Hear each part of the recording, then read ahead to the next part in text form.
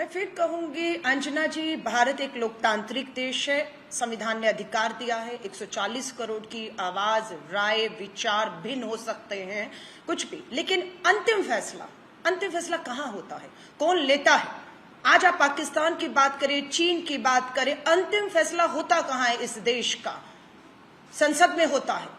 संविधान के तहत बनी संसद में होता है और उस संसद को बुलाने की मांग हम बार बार कर रहे हैं। नेता विपक्ष राहुल गांधी जी, खड़गे जी, कांग्रेस लिखित में दे रही है, प्रधानमंत्री जी एक सर्वदलीय बैठक सीज फायर के फैसले के बाद भी बुला लीजिए, सारी चीजों को बताई।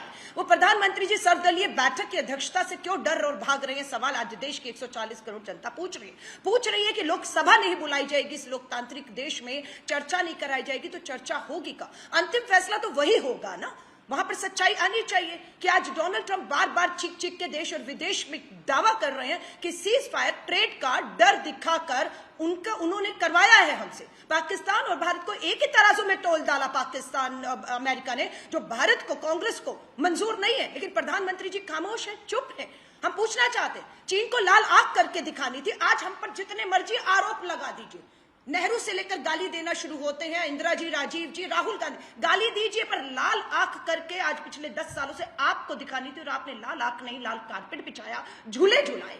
आपने चीन की गलवान वैली में जो हरकत थी उसको कह दिया ना कोई गुस्सा था ना कोई गुस्सा हुआ। इतना डरा हुआ प्रधानमंत्री जो अमेरिका से डरता है, चीन से डरता है, पाकिस्तान को IMF फंड दे रहा है और राजनाथ सिंह जी सरकार ये कहती है ये फंड आतंकियों को जा रहा है, तो रोकिए ना, रोकिए। क्यों आपने आपके साथ फ्रांस, अमेरिका, रशिया ये नहीं आए जिनसे आपने इतने हथियार उनसे खरीदे, जहाज खरीदे, करोड़ों रुपए का व्यापार दिया? आज वो भी इस जो टेररिस्ट फंडिंग IMF द्वारा हो रही थी, अगर आप रोकने में विफल क्यों हुए? आज छोटे से बड़ा देश आपके साथ क्यों नहीं है? कितनी यात्राएं, कितने अरबों खरबों रुपए आपने प्रधानमंत्री जी खर्च कर दिया। बताइए चूक कहां हुई? माना आपने चूक हुई, पहलगाम की आतंकी हमला, इतना दम नहीं था, सेना मजबूत थी, लेकिन आपने हाथ बांधे हुए थे और अब आप कहते हमने छूट दे दी। और जब छूट दी तो अमेरिका के दबाव में सीज फायर कर दिया और आज तक वो 4 आतंकी नहीं पकड़े गए, जिंदा है।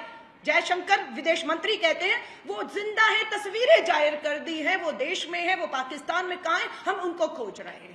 लेकिन सच्चाई तो यह है कि देश जानना चाहता है। विदेश मंत्री के तौर पे जयशंकर जी, आपने ये माना है कि आपने पाकिस्तान की सेना को हमले से पहले, हमारी सेना के हमले से पहले, उनके आतंकी ठिकानों को निशाना बनाने से पहले उन्हें सूचित कर दिया था।